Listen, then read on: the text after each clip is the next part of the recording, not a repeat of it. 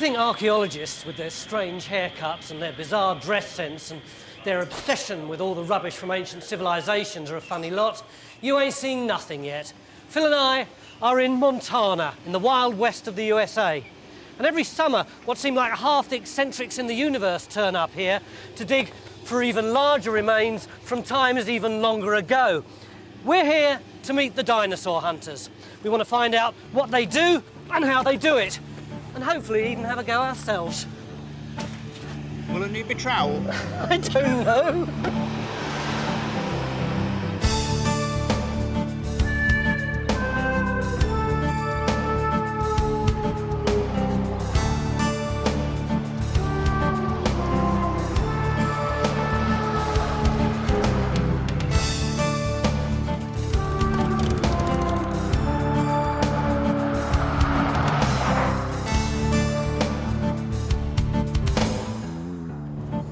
I hope you haven't directed us wrong, because we haven't passed a turning for 75 miles. It's going to be an awful long way back. I've navigated you skillfully to Wolf Creek. Yeah. We've turned left at the 287. We will go through Augusta and we will arrive at Montana is in the northwest corner of the US, and it's empty. It's about the size of England, but has a population of just 900,000. But 65 million years ago and beyond, it was full of dinosaurs. In those days, known as the Cretaceous period, America looked a bit different. The continent was split down the middle by a huge ocean, and the Rockies were only just beginning to form. What's now Montana was a fertile plain sandwiched between mountains and sea. The landscapes changed, but in those days it was home to all kinds of fabulous beasts. Hadrosaurs, Triceratops, Torosaurs, Troodon, and of course the terrifying Tyrannosaurids. They're all just names at the moment, but over the next 3 weeks and 1,500 miles, we hope to meet and even bag a few for ourselves. I've got this image in my mind that there'll be the Rockies, and on the side of them, there'll be this massive fossil of a Tyrannosaurus Rex kind of just lying there. a fantasy idea, Tony. I reckon we should be lucky if we get articulated bones, to be quite honest. I mean, just think that thing has died, and then there's going to have been vast earth movements. No, I reckon they'll be a bit more dispersed than that. I mean, have you ever actually handled a fossil? Does Mick Aston count? Our first site is a research dig in the west of the state, sponsored by the Museum of the Rockies. To deter bone thieves, its exact location's a closely guarded secret. It's been codenamed the Bahamas, and although I can't see any beaches or yachts, it's a beautiful place. The site chief is Dave Verricchio. Have you got a dinosaur to show us? We do. A little bit of one anyway. This is our quarry here. We're working on a Tyrannosaurid. It's a large predatory dinosaur from about 75 million years ago. Where is it? Where is it? It's mostly under plaster jackets. It certainly is. It looks like it's broken every bone in its body. There's a bit of bone poking out here and there. Here's a metatarsal. That's one of the long bones in the foot. Oh, yes. I can certainly see that. See that, Phil? Yeah. Our first dinosaur bone. Dave, how much of the actual skeleton is here? This area has most of the skull parts. This big sort of mound in the middle there has lots of vertebrae and ribs, and then portion of the pelvis we removed from the back. And you called it a Tyrannosaurid? Yeah, it's a member of the Tyrannosaurid family. Which one is it? We're not exactly sure, but it's probably something like an Albertosaurus or a Daspletosaurus. Albertosaurus. Sort of smaller cousins of a Tyrannosaurus rex.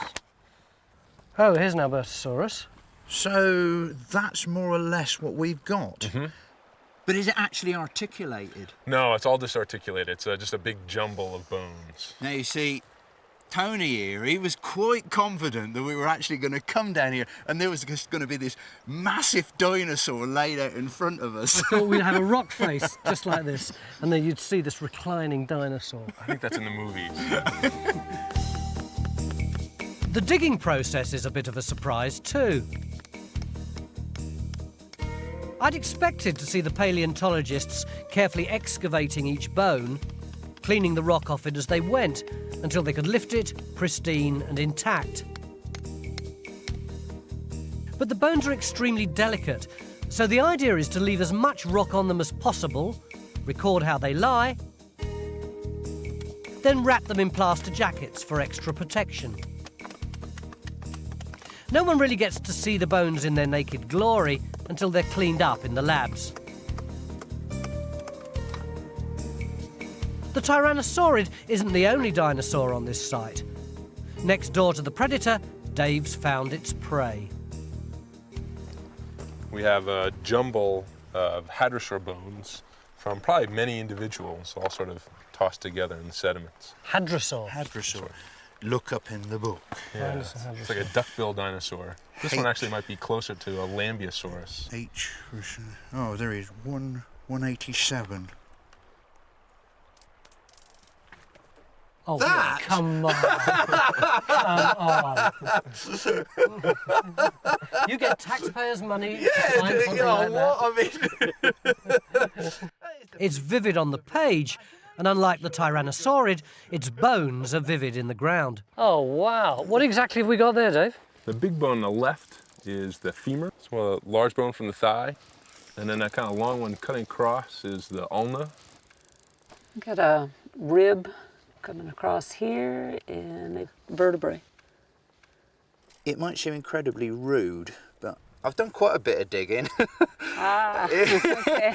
Is there any chance that you would let me have a go on your site? Sure, you bet. Problem. Yeah, that's just what. I mean, if you're an excavator, you want to try and do as much as you can in different types of circumstances. Firstly, what am I going to be using? Okay, these are the tools. Paintbrush, I can understand that. Yeah, and you can have your choice. That's an oyster knife, actually. Yeah, it's a traditional awl. So, I'm not going to need my trowel after all then. No, I don't think so. So you could just start up here and then start teasing it off. I mean, the first thing that strikes me is that it's incredibly crumbly. Right. Indeed. Although the two sites are close to each other geographically and in time, they demand different techniques. The Tyrannosaurid bones are densely packed, and the rock encasing them is very hard. It would be impossible to extract them one by one, so the paleontologists are simply trying to separate them into manageable blocks, which they'll remove later. But at the Lambeosaur site, it's much more like archaeology. The rock's no harder than soil, and the bones are much easier to get at. It's just a matter of scraping till you find one. Oh, look at that. Is that bone? It's got to be bone. Yep.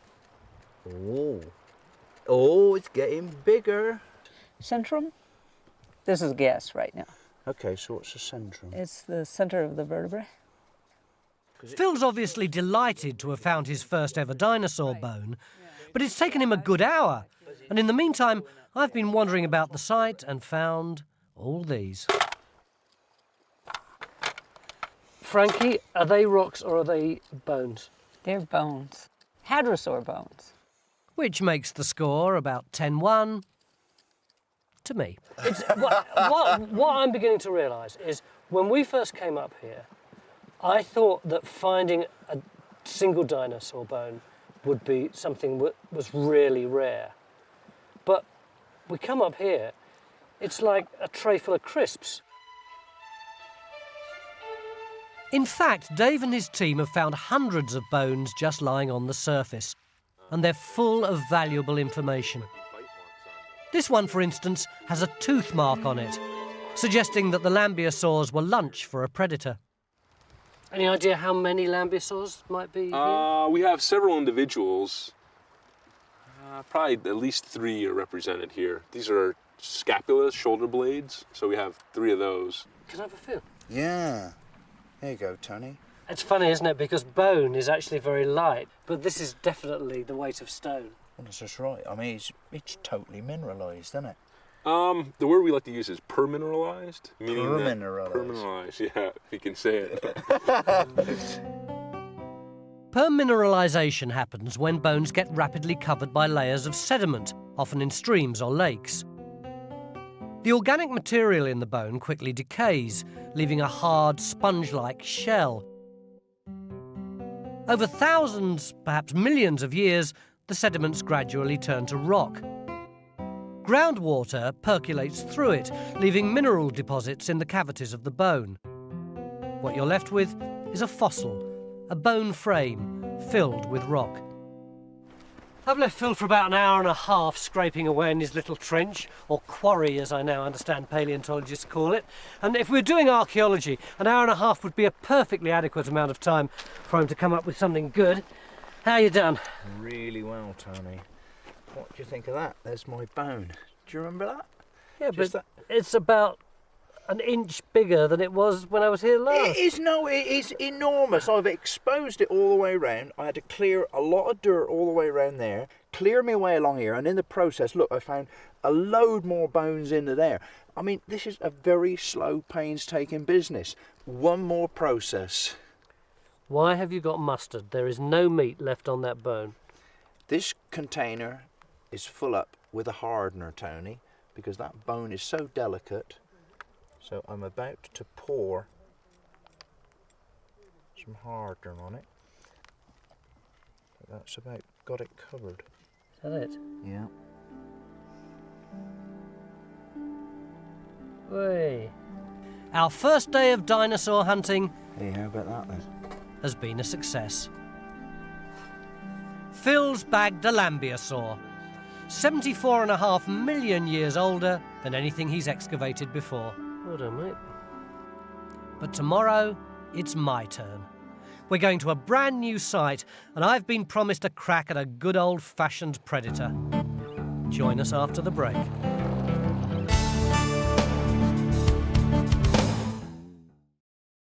Discover the past with exclusive history documentaries and ad-free podcasts presented by world-renowned historians, all from History Hit. Watch them on your smart TV or on the go with your mobile device. Download the app now to explore everything, from the wonders of ancient Pompeii and the mystery of the princes in the tower to the life of Anne Boleyn and D-Day. Sign up via the link in the description.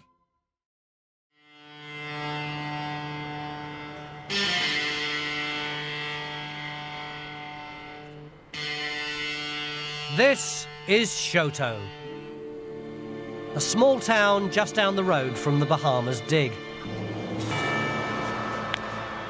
It's at the heart of the Montana dinosaur belt. If you're into dinos, this is the place to be.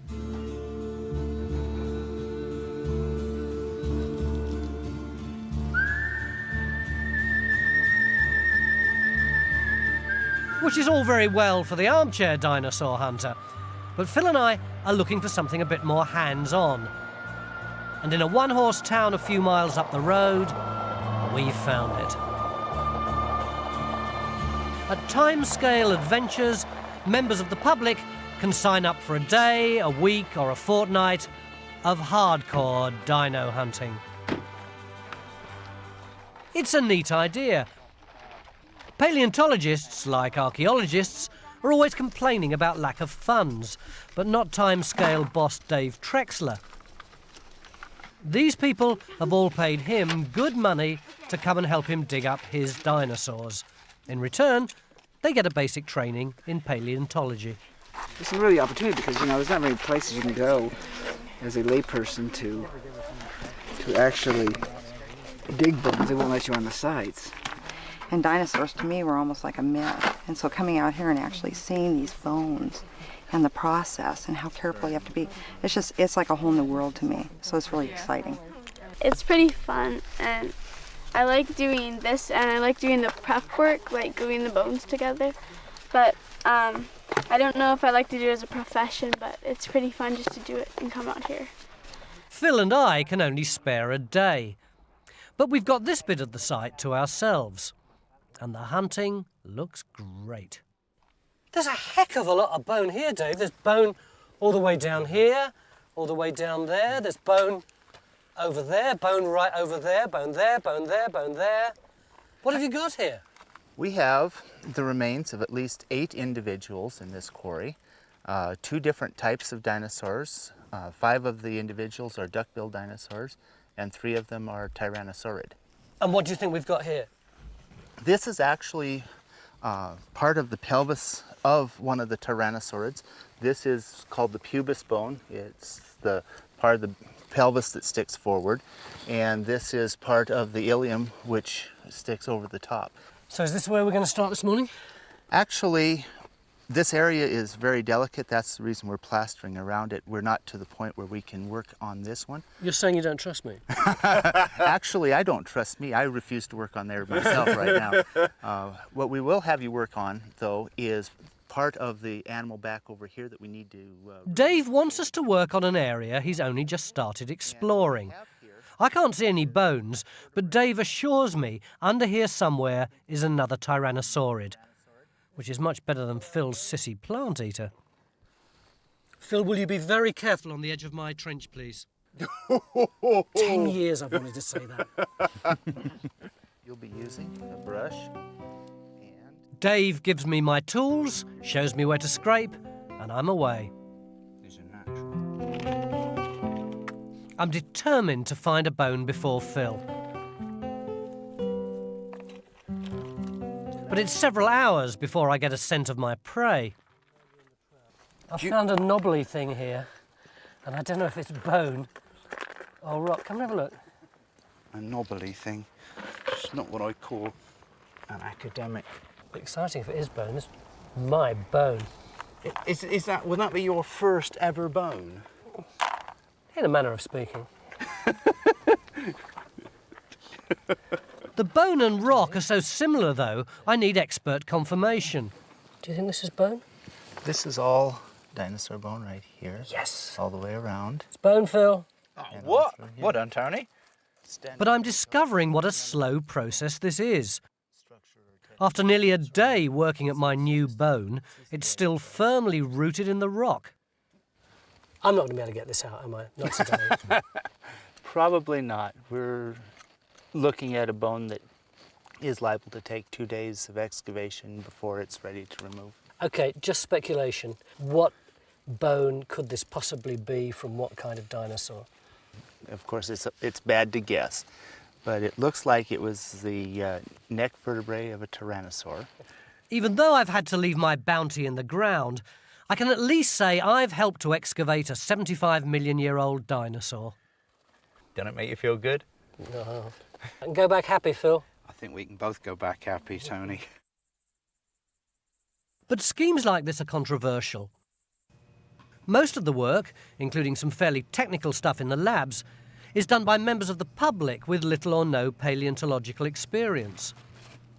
And although Timescale claims it's a non-profit-making organisation dedicated to research, its basic concept is uncomfortably similar to the black sheep of the paleo world. Commercial companies who dig up bones, or indeed charge members of the public to dig up bones, for sale on the open market. There are commercial outfits that do excavate and collect data, but a lot of them, the bones are just removed. We lose the data, we lose the research involved with these sites. What happens to the bones after your clients have dug them up? Actually, we keep them. They're permanently in our care, and they remain part of the public trust. We may not keep them physically on premises. A lot of times we will loan specimens to other institutions for research or display purposes. But yeah, they're always in the public trust. But not everyone is as ethical as Dave. There are masses of bones for sale around here. The biggest local fossil retailer is the Rock Shop in Bynum, which just happens to be run by Dave Trexler's mother. Where do you get all your bones from? Buy them. And you don't just advertise where you buy them. They're on private property. And That's about all I say about them. Some people say that it's wrong to sell dinosaur bones. How do you feel about that? A lot of the paleontologists do. And my son Dave won't come in here and sell a bone. I would rather see them taken to school with some child to show and tell. Plus, why not have one on your mantle to look at? Or even on a card table, even on a table, somewhere.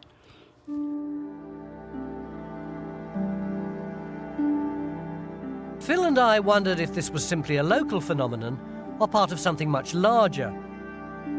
So back at the hotel, we hit the net and discover bones galore. Here we are, Jurassic Age dinosaur bones for sale. Let's have a look at it. Allosaurus metacarpal bone. Very nice, rare bone. Only minimal reconstruction. 450 bucks. Camera. Oh, this is a real beauty. 900 bucks. Awesome texture and preservation of the small processes. Camarasaurus, have we got that? No one's been able to gauge accurately what the global dino bone market's worth, but a recent estimate by the Los Angeles Times puts it at more than $80 million a year, and growing. It's very sick, really, I think. You know, I mean, what do people want with one dinosaur bone at that price? The one thing that you really want, sorry to be boring, is context. You want to know where this stuff comes from. It's valueless other than that. And there they are, exchanging good money for stuff which is scientifically valueless, but was probably very, very valuable when it was in the ground. But on the other hand, Phil, if you look through Montana and Utah and Argentina and China, there's a hell of a lot of mountain ranges that seem to be chock-a-block full of bones. Where we were walking on them like they were sherds of pottery from a massive Roman site in the Middle East. I mean, there were that many of them. Yeah. Can we begrudge people who've got a little crush on dinosaurs just spending a few bob on a little bone like that? But a lot of that stuff is not unstratified. It's coming straight out of the ground. It's being dug out virtually as we speak. And I mean, it's tantamount to just having a dig and flogging off the fines. You don't do it. Luckily, our schedule doesn't leave Phil too much time to wallow in his grief. We've got an 8-hour drive to the eastern edge of the state to meet one of the most successful dinosaur hunters in the world, Jack Horner. He's currently digging in the alarmingly named Hell Creek. Apparently it's stuffed full of T-Rexes, and we're going to see his latest discovery. Only problem is, it's halfway up a cliff. Join us after the break.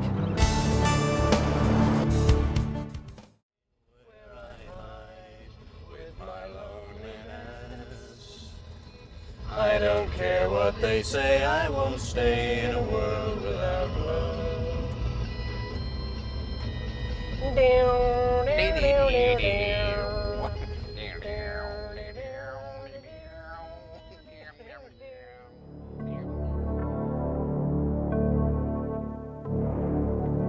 Hell Creek is home to one of the largest dinosaur excavations in the world. Hidden in these hills and gullies, spread over at least 10 different sites, is a team of 50 paleontologists, all trying to piece together a picture of life here more than 65 million years ago.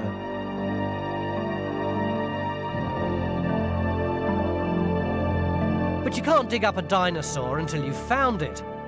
So project boss Jack Horner is going to give us a lesson in the most basic skill of dinosaur hunting: prospecting for bones.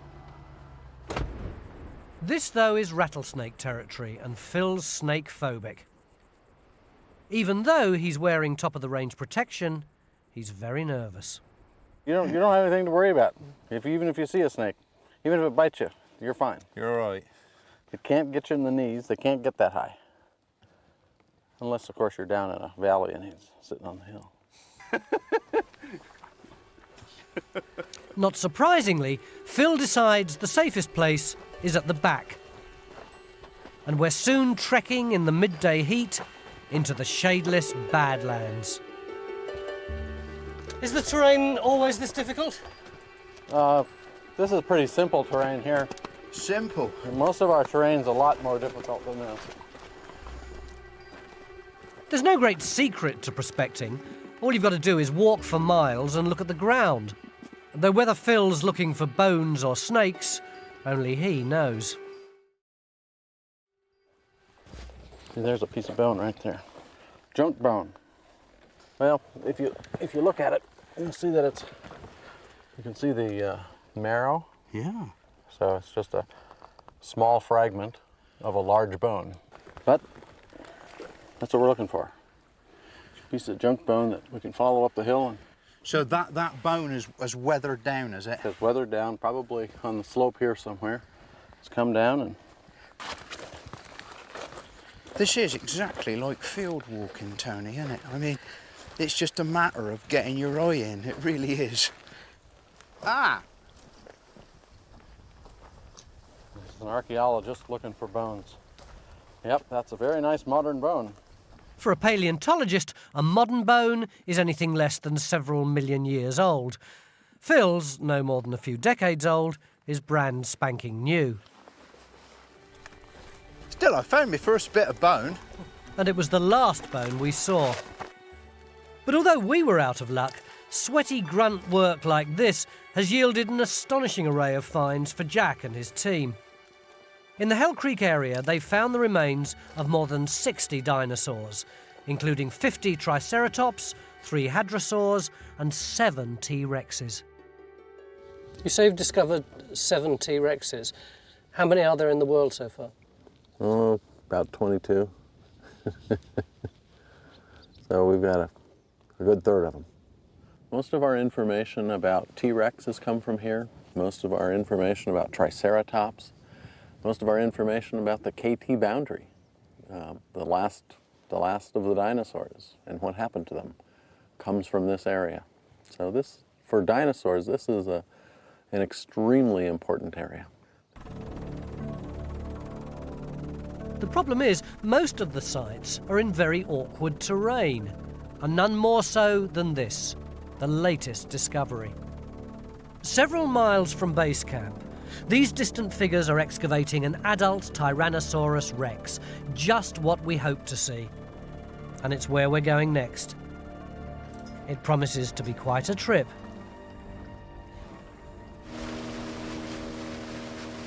The sites are all known by the initial of the person who discovered them. B-Rex, as it's called, was discovered by our guide for the day, Bob Harmon. What is it specifically about dinosaurs that really gets you excited? Yeah, I don't know. They're cool. That's about all I can They're cool. You actually found this site, didn't you? Yeah. How'd you find it? Not looking for dinosaurs. Not looking for dinosaurs. Stopped to have lunch. How did you feel about it? You know, when you got your first T-Rex. Oh, this was exciting. Was there anybody there to share the moment with you? No. Just yourself? Me and a can of sardines.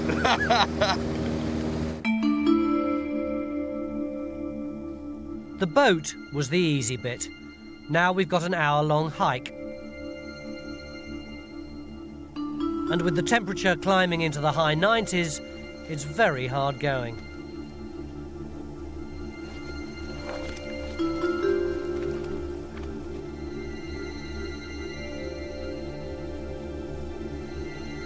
It's easy to see why the people who work at B-Rex camp on site.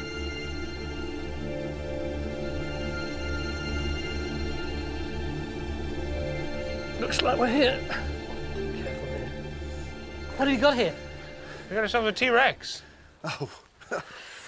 This right here, what you're seeing is a centrum or a piece of a vert. You can see the processes coming off this way. That thing had a spine some size then. It did, didn't it? Yeah, it did. And we're not sure exactly where this came from, so there could be many more verts that are bigger than this or smaller than this. And this right here, this rib, now this rib was actually hanging out of the side of the cliff in this direction right here. So really, that was one of the first things we went after, is that rib, to find out if it had moved or something, we would have lost this head right here. But as you can see, this head is in beautiful condition. No chunks out of it, no really terrible wear into the bone. Can you show me how much you've taken away since you started? I mean, in overburden or rock on top? Yeah. Well, if this wall here actually came out away from it and it went up, 30 feet in the air, which, in fact, it was overhanging a bit. All this rock. All this rock. If you stand way back here, you can see the top layer of mudstone up there, and that came straight out and straight down. But I mean, just on the basis of 2 or 3 bones sticking out of a cliff, how do you actually decide we're going to go for this one? We're actually going to put all this effort into having a dig here. That's a good question. I mean, you come here and there's this huge pile of heavy rocks on the top of these bones, and you don't know. It's a big guess. I mean, you have to be sure that there's something in there. But the crucial thing that said that it was worth coming in was the preservation of the bone. We've never seen T-Rex bone this well preserved. As well as the rib and vertebra, several other bits of B-Rex are beginning to emerge from the rock. And Phil's got his eyes on the biggest one. So what I'm going to have you do is we need to separate this bone from this bone so we can put them in 2 different jackets. Right. Now, assuming they're different bones. Right. We always go into the assertion that they might not be, so you have to be really careful. So we need to trench through here just like this. Right. And you want to stay about 1 inch away from each one of these bones as all possible. If I start in there, God, that was amazing, because I just eased against it. It's immediately softer than I thought it would. Under Nels's watchful eye, Phil's soon quarrying like an old pro. Now this is something that I don't normally get to do on a dig. Use hammer and chisel, I tell you. I'll have to remember that next time I'm digging up a dead Saxon or something like that. You were a bit scathing about archaeologists when I turned up on site. Oh no! You said there's no room for archaeologists here. You said. No, I have to have a little humor involved here. In truth, we're all diggers. Yeah, but you have to admit, dinosaurs are cooler than anything else there is to dig up in the world. Right? Cooler. Is that right? Yeah, more awesome. Well, they're certainly more awesome. With the temperature in the 90s, I don't know whether cool is quite the right word.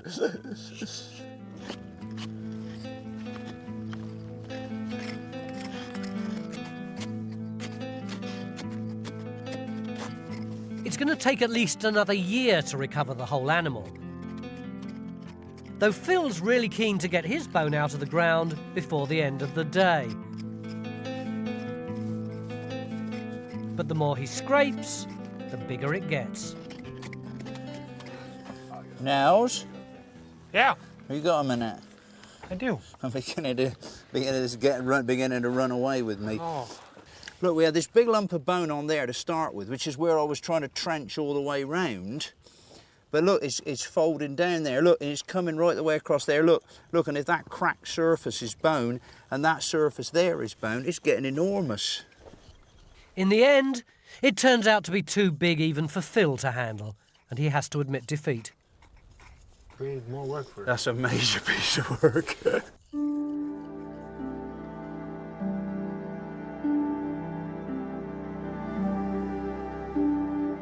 At the end of the 5 years, what would you like to walk away from this site having achieved? I hope that we will have gathered enough information to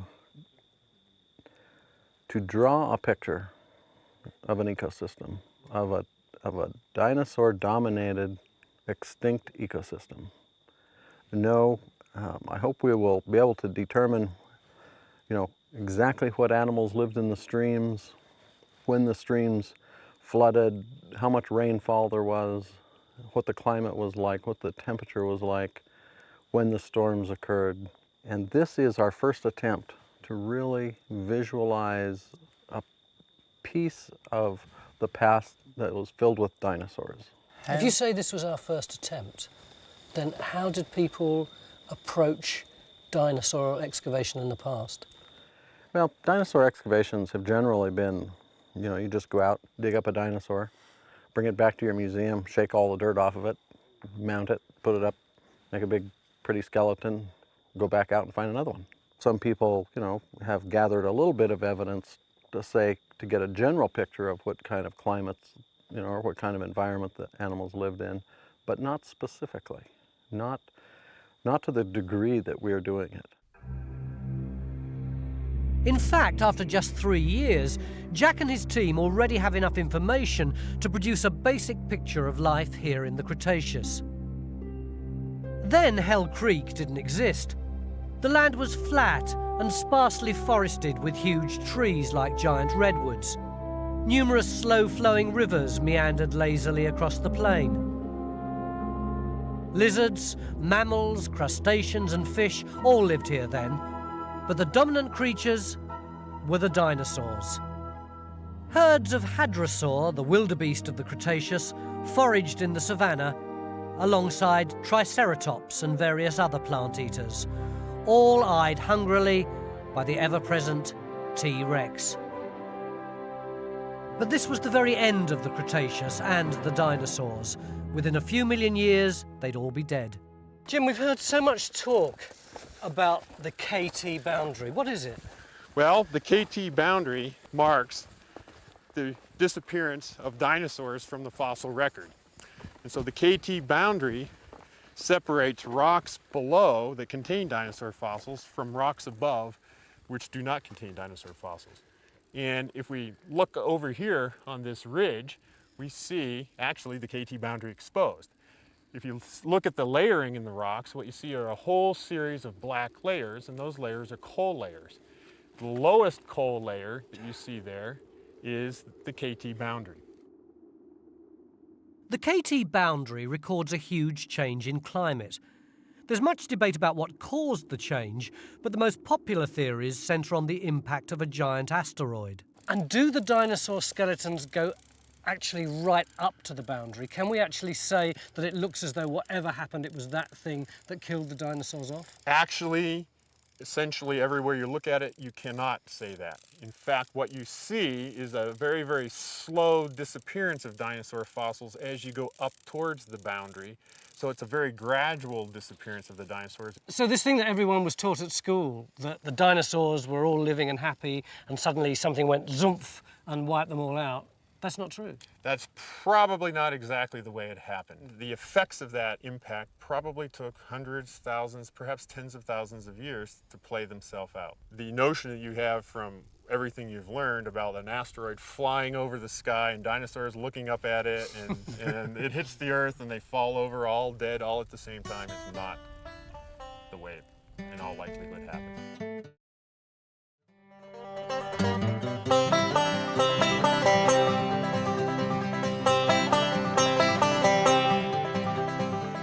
We've had a great time in Hell Creek. Especially Phil, who's still bragging about his T-Rex bone. But that's not the only thing bothering me. You know what really frustrates me? We've been here for the best part of a week, and I still haven't seen a clean dino bone. Everyone I've seen has been surrounded by clag and rock. Yeah, but I mean, I suppose it just reflects the time that you've actually got to spend taking out each bone. Yeah. I mean, I'm sure that the only way that you're going to actually physically see a bone intact, in whole, is actually in a laboratory. Philip, that is precisely where we're going. And we've been promised some big surprises.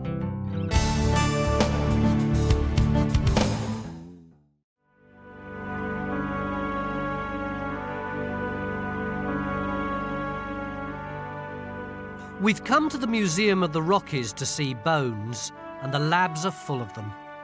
The staff have even laid out an Allosaurus skeleton for us.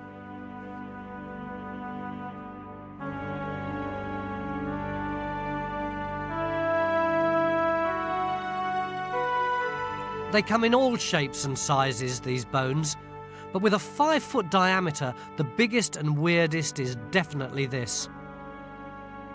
It's a Torosaurus frill, freshly excavated from Hell Creek. The grooves are where the veins ran.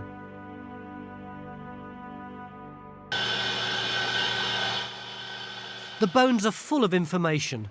Amazingly, fossilization preserves bone cell structure, and this allows scientists like Ellen Lamb to build up a detailed picture of individual animals.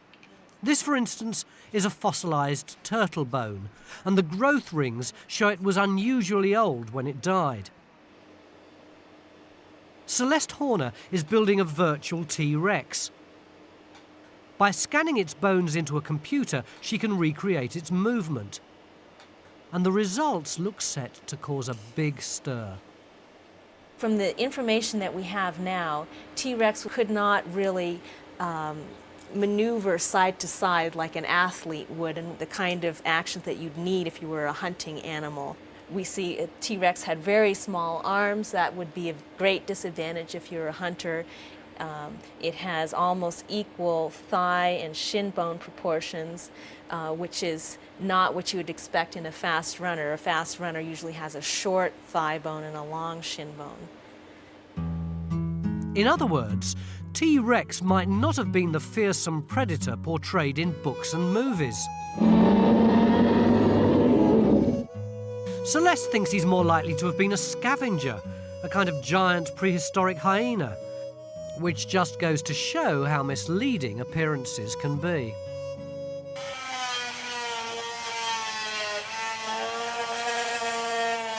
Getting the bones into shape for all this analysis is the job of preparators like Jamie Jett. Somewhere in this jacketed lump of rock is a dinosaur bone. In fact, this one is from Dave Verricchio's Bahamas site, so there's likely to be a jumble of them. That's it. Here we go. Whew. That made me blow a bit. There's some dinosaur bone.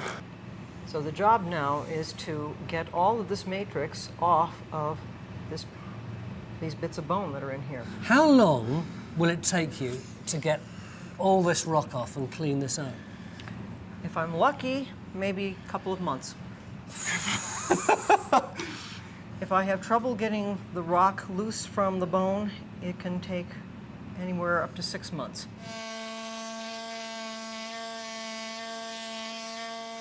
And you can see why. Jamie can't just hack at the rock for fear of damaging the bone. Instead, she's got to remove it millimetre by millimetre.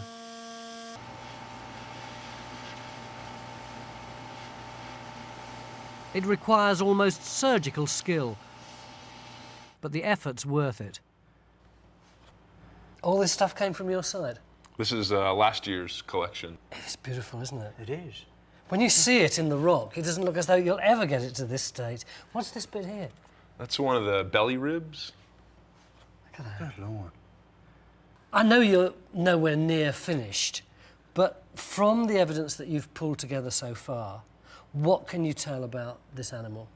Well, we can definitely tell it's a tyrannosaurid. From the material we worked on this summer, we can actually tell it's a Daspletosaur, so a particular type of tyrannosaur. We can tell it's larger than our other specimens, so this is probably a full adult animal. Yeah, and we can see that on, here's a toe bone.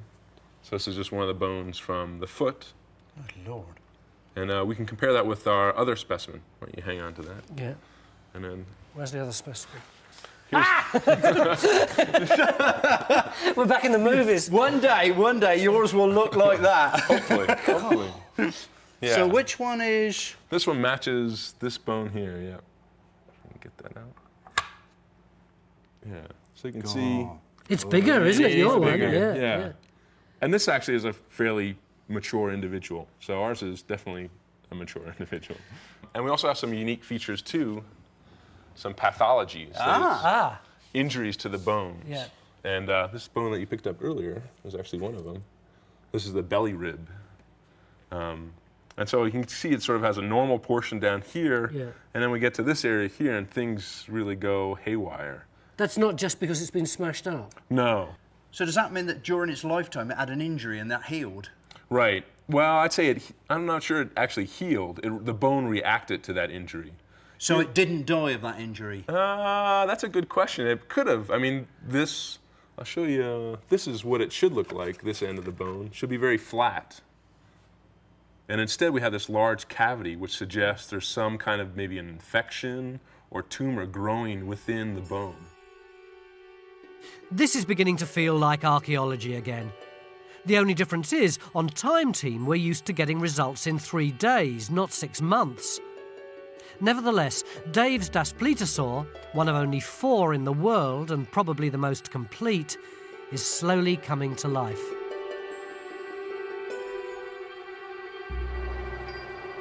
but most of its bones are still in the ground.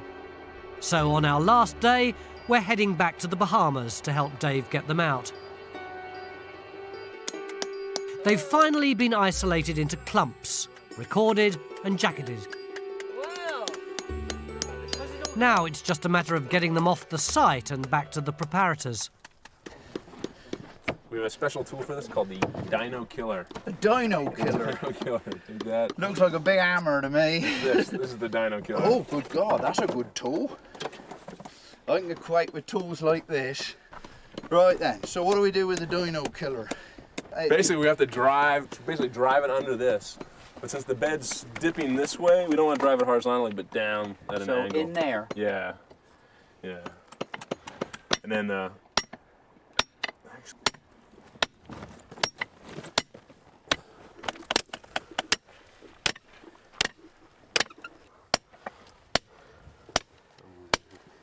Oh, wow. Well, that's right. All right, it's gone. Yeah, it's gone. Wait. I think you got to stand. Okay. All right, you ready? Yeah. Can you back just a little bit? Let's pull it over. Let go. Come on. Bring it over.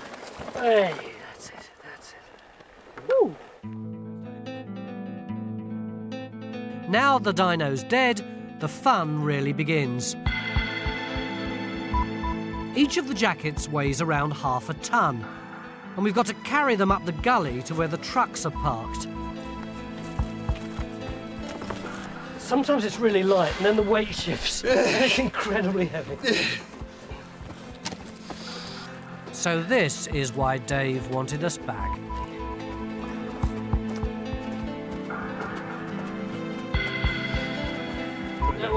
Got it. Oh. How do we get it in? Oh, hang on, right. Just to help sort of pass it. Right, inch. Hang on. That's it.